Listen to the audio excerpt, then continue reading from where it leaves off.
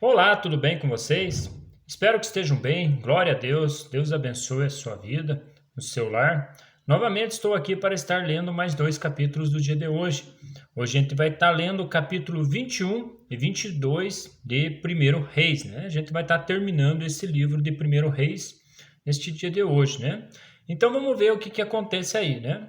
Senhor nosso Deus, nosso Pai, mais uma vez, Senhor, nós nos colocamos para poder aprender um pouco de Ti, Senhor. Nos orienta com a Tua palavra, Pai, em nome de Jesus. Amém. Graças a Deus. Então vamos ver aí no capítulo 21, né, que vai tratar aí da vinha de Nabote, né? Vamos ver uma questão aí de Acabe também, né? A morte dele, vamos ver Josafá também com o seu reinado. Então vamos dar uma olhada aí nesses capítulos finais aí de Primeiro Reis, que fala bem assim no capítulo 21. Algum tempo depois houve um incidente envolvendo uma vinha que pertencia a Nabote, de Jezreel. A vinha ficava em Jezreel, ao lado do palácio de Acabe, rei de Samaria. Acabe tinha dito a Nabote: Dê-me a sua vinha para eu usar como horta, já que fica ao lado do meu palácio. Em troca, eu darei a você uma vinha melhor. Ou, se preferir, eu pagarei, seja qual for o valor. Nabote, contudo, respondeu: Ó Senhor, me livre de dar a ti a herança dos meus pais. Então Acabe foi para casa, aborrecido e indignado, porque Nabote de Jezreel lhe dissera: Não te darei a herança dos meus pais. Deitou-se na cama, virou o rosto para a parede e recusou-se a comer. Jezabel, sua mulher, entrou e lhe perguntou: Por que você está tão aborrecido? Por que não come? Ele respondeu-lhe: Porque eu disse a Nabote de Jezreel: Venda-me a sua vinha, ou se preferir, eu darei a você outra vinha no lugar dessa. Mas ele disse: Não te darei minha vinha. Disse-lhe Jezabel, sua mulher: É assim que você age como rei de Israel? Levanta-se e coma. Anime-se, conseguirei para você a vinha de Nabote de Jezreel.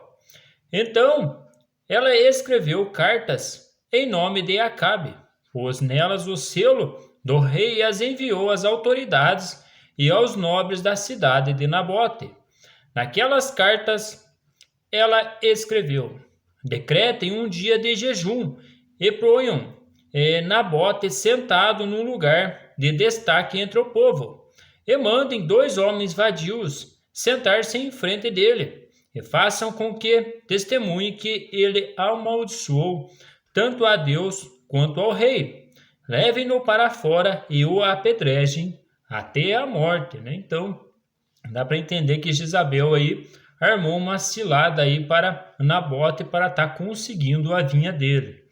As autoridades e os nobres da cidade de Nabote fizeram conforme Jezabel os orientara nas cartas que ele tinha escrito. Decretaram jejum e fizeram Nabote sentar-se num local destacado no meio do povo. Então dois homens vadios vieram e se sentaram em frente dele e o acusaram diante do povo, dizendo: Nabote amaldiçoou tanto o Deus quanto o rei. Por isso o levaram para fora da cidade e o apedrejaram até a morte. Então mandaram informar a Jezabel: Nabote foi apedrejado e está morto. Assim que Jezabel soube que Nabote tinha sido apedrejado até a morte, disse a Acabe: Levante-se e tome posse da vinha que Nabote de Jezreel recusou-se a vender-lhe. Ele não está mais vivo, está morto. Quando Acabe ouviu que Nabote estava morto, levantou-se e foi tomar posse da vinha. Então a palavra do Senhor veio ao tebista Elias: Vai encontrar-se com Acabe, o rei de Israel, que reina em Samaria. Agora ele está na vinha de Nabote para tomar posse dela. Diga-lhe que assim diz o Senhor: Você assassinou um homem e ainda se apossou de sua propriedade. E acrescente: Assim diz o Senhor: No local onde os cães lamberam o sangue de Nabote, lamberão também o seu sangue, isso mesmo, o seu sangue. Acabe disse a Elias: Então você me encontrou, então você me encontrou meu inimigo? Eu o encontrei, ele respondeu, porque você se vendeu para fazer o que o Senhor reprova. E ele diz: Vou trazer desgraça sobre você, devorarei os seus descendentes e eliminarei da sua família todos os do sexo masculino em Israel, sejam escravos, sejam livres. Farei à sua família o que fiz a Jeroboão, filho de Nebate, e a de Baasa, filho de Aias, pois você provocou a minha ira e fez Israel pecar. E acerca de Jezabel, o Senhor diz: Os cães devorarão Jezabel junto ao muro de Jezreel. Os cães comerão os que pertencem a Acabe, e que morrerem na cidade, e as aves do céu se alimentarão dos que morrerem no campo. Nunca existiu ninguém como Acabe, que, pressionado por sua mulher, Jezabel, vendeu-se para fazer o que o Senhor reprova. Ele se comportou de maneira mais detestável possível, indo atrás de ídolos, como faziam os amorreus, que o Senhor tinha expulsado de diante de Israel. Quando Acabe ouviu essas palavras, rasgou as suas vestes, vestiu-se de pano de saco e jejuou. Passou a dormir sobre panos de saco e agia com mansidão. Então a palavra do Senhor veio ao tebista Elias. Você notou como Acabe se humilhou diante de mim? Visto que se humilhou, não trarei essa desgraça durante o seu reinado, mas durante o reinado do seu filho, né? Então aqui ele fez até como Salomão, né? Tinha feito tudo aquelas no final do reinado dele, né? Aquelas práticas detestáveis. E o Senhor não tomou de Salomão, tomou do filho dele, né? E assim com Acabe aí também ele vai acabar morrendo, etc e tal. Mas o reinado dele, do filho de Acabe, que o Senhor ia estar trazendo tudo aquilo que o Senhor falou, né? Mas cada um ia morrer pelo seu pecado, né? Durante 3 anos, no capítulo 22, durante 3 anos não houve guerra entre a Síria e Israel, mas no 3º ano, Josafá, rei de Judá, foi visitar o rei de Israel. Então dá para entender aqui que antes, né, Israel e Judá sempre estavam em guerra, todos os reis, né, que passou, que a gente viu, estavam em guerra. E Acabe e Josafá aí vão aí até vão estar conversando, aí vão ser amigos por um certo ponto aí, dá para dizer assim, né? Este havia perguntado aos seus oficiais: Por acaso vocês não sabem que Ramote Gileade nos pertence e ainda assim não estamos fazendo nada para retomá-la do rei da Síria? Então perguntou a Josafá: Irás comigo lutar contra Ramote Gileade? Josafá respondeu ao rei de Israel: Sou como tu, e meu povo é como teu povo, e os meus cavalos são como se fossem teus, né? Então dá para entender que Josafá foi lá com Acabe, né? Bem no que o Senhor tinha já planejado contra ele, né? Ele se meteu numa guerra que não era dele, né? Dá para entender desta forma, né? Ele foi lá ter uma com Acabe e Acabe ele acabou falando: não, vamos entrar na guerra aí comigo. Mas acrescentou: peço-te que busques primeiro o conselho do Senhor. Então o rei de Israel reuniu 400 profetas e ele perguntou: devo ir à guerra contra Ramote Gileade ou não? Eles responderam: sim, pode, pois o Senhor os entregará nas mãos do rei. Josafá, porém, perguntou: não existe aqui mais nenhum profeta do Senhor a quem possamos consultar? O rei de Israel respondeu a Josafá: ainda há um homem por meio de quem podemos consultar o Senhor, mas eu o odeio, porque nunca profetiza coisas boas a meu respeito, mas sempre coisas ruins. É Micaias, filho de Imlá. O rei não deve dizer isso, Josafá respondeu. Então o rei de Israel chamou um dos seus oficiais e disse: Traga Micaias, filho de Imlá, imediatamente. Usando vestes reais, o rei de Israel e Josafá, rei de Judá, estavam sentados em seus tronos, na eira, junto à porta de Samaria, e todos os profetas estavam profetizando em transe diante deles. E Zedequias, filho de Kenaná, tinha feito chifres de ferro e declarou: Assim diz o Senhor: Com esses chifres tu ferirás os arameus até que sejam destruídos.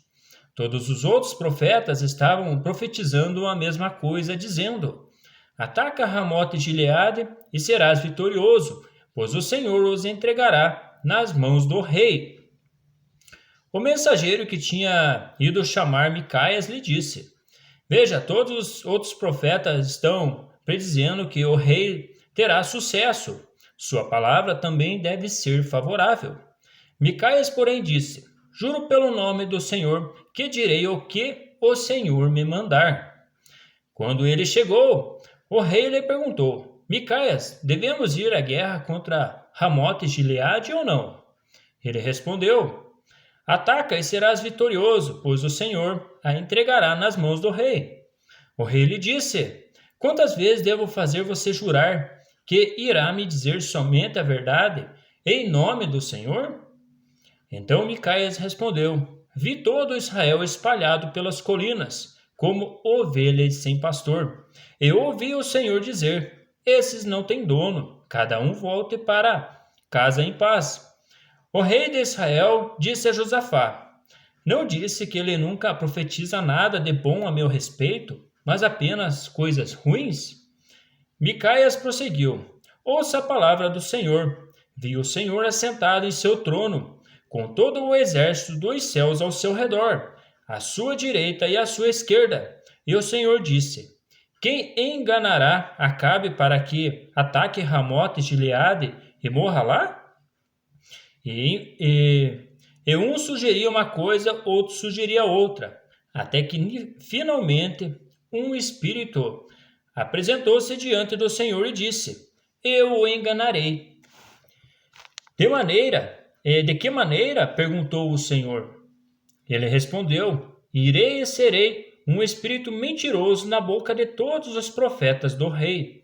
Disse o Senhor: Você conseguirá enganá-lo? Vai e engane-o. E o Senhor pôs um espírito mentiroso na boca destes seus profetas. O Senhor decretou as suas desgraças. Então Zedequias, filho de Kenaz, aproximou-se e deu um tapa no rosto de Micaias e perguntou: Por qual caminho foi o espírito da parte do Senhor quando saiu de mim para falar a você? Micaias respondeu: Você descobrirá no dia em que estiver se escondendo de quarto em quarto. O rei então ordenou: Envie Micaias de volta a Amon, o governador da cidade, e a Joás, filho do rei, e digam: Assim diz o rei: Põe este homem na prisão, a pão e água, até que eu volte em segurança. Micaias declarou: Se você de fato voltar em segurança, o Senhor não falou por meu intermédio.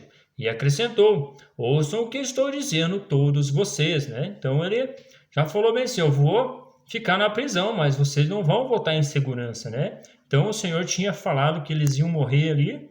De fato, Acabe, né, não ia ser vitorioso, né? Então o rei de Israel e Josafá, rei de Judá, foram atacar Ramote de Gileade. E o rei de Israel disse a Josafá: Entrarei disfarçado em combate, mas tu usa as tuas vestes reais. O rei de Israel disfarçou-se e ambos foram para o combate. Interessante, né, de ver esse detalhe aí que Josafá foi com as suas vestes, né, reais, e ali o Acabe, né, ele foi com outra, foi trajado aí de soldado, né, dá para entender assim. O rei da Síria havia ordenado aos seus 32 chefes de carros de guerra: Não lutem contra ninguém, seja soldado, seja oficial, senão contra o rei de Israel. Quando os chefes dos carros viram Josafá, pensaram: É o rei de Israel, e os cercaram para atacá-lo. Mas Josafá gritou.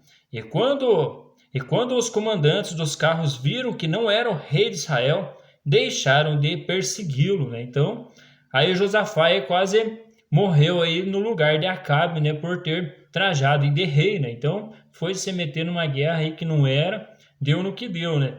De repente, um soldado disparou seu arco ao acaso e atingiu o rei de Israel entre os encaixes da sua armadura. Então o rei disse ao seu condutor do seu carro: Tire-me do combate, fui ferido. A batalha foi violenta durante todo o dia, e assim o rei teve que enfrentar os arameus em pé no seu carro. O sangue do seu ferimento ficou escorrendo até o piso do carro de guerra, e ao cair da tarde ele morreu. Quando o sol estava se pondo, propagou-se um grito por todo o exército, cada homem para a sua cidade, cada um para a sua terra. Assim o rei morreu e foi levado para Samaria, e ali o sepultaram. Levaram seu carro de guerra num açude em Samaria, onde as prostitutas se banhavam, e os cães lamberam o seu sangue, conforme a palavra do Senhor havia declarado. Os demais acontecimentos do reinado de Acabe e tudo o que fez o palácio que construiu com revestimentos de marfim e as cidades que fortificou, tudo está escrito nos registros históricos de Israel. Acabe descansou com seus antepassados e o seu filho Acasias foi o seu sucessor. Josafá, filho de Asa, tornou-se rei de Judá no 4º ano do reinado de Acabe, rei de Israel. Josafá tinha 35 anos de idade quando se tornou rei e reinou 25 anos em Jerusalém. O nome de sua mãe era Azuba, filha de Sili. Em tudo andou nos caminhos de seu pai Asa, e não se desviou deles. Fez o que o Senhor aprova. Contudo, não acabou com os altares idólatras, nos quais o povo continuou a oferecer sacrifícios e a queimar incenso. Josafá teve paz com o rei de Israel. Os demais acontecimentos do reinado de Josafá, suas realizações e suas façanhas militares, tudo está escrito nos registros históricos do rei de Judá. Ele livrou o país dos prostitutos culturais que restaram depois do reinado de seu pai Asa. Ora, na época não havia rei em Edom, mas sim um governador nomeado. Josafá construiu uma frota de navios mercantes para buscar ouro em Ofir, mas nunca o trouxeram, pois eles naufragaram em Ozion-Geber. Naquela ocasião, Acasias, filho de Acabe, disse a Josafá: Os meus marinheiros poderão navegar com os teus. Mas Josafá recusou. Josafá descansou com os teus antepassados e foi sepultado junto deles, na cidade de Davi, seu predecessor, e seu filho Jeorão foi o seu sucessor. Acasias, filho de Acabe, tornou-se rei de Israel em Samaria, no 17º ano do reinado de Josafá, rei de Judá, e reinou 2 anos sobre Israel. Fez o que o Senhor reprova, pois andou nos caminhos de seu pai e de sua mãe, e nos caminhos de Jeroboão, filho de Nebate, que fez Israel pecar. Prestou culto a Baal e o adorou, provocando assim a ira do Senhor, o Deus de Israel, como seu pai tinha feito, né? Então, aí está o relato desses reis aí, tanto de Josafá, Acabe, né? E esse aí que Acasias, né? Por final aí. E dá para a gente entender que todos eles aí, a maioria, né? Andou cultuando Baal, né? Levantando postes idólatras aí e querendo que ele fosse, digamos, um deus aí para eles, né? E aonde que acendia a ira do Senhor, né? Porque o nosso Deus, ele não divide a glória dele com ninguém, né? Mas graças a Deus, Deus abençoe a sua vida. Estamos juntos aí, vamos dando continuidade nos próximos capítulos aí. Vamos entrar em 2 Reis aí, né? Mas então, até mais. Um grande abraço, fique com Deus.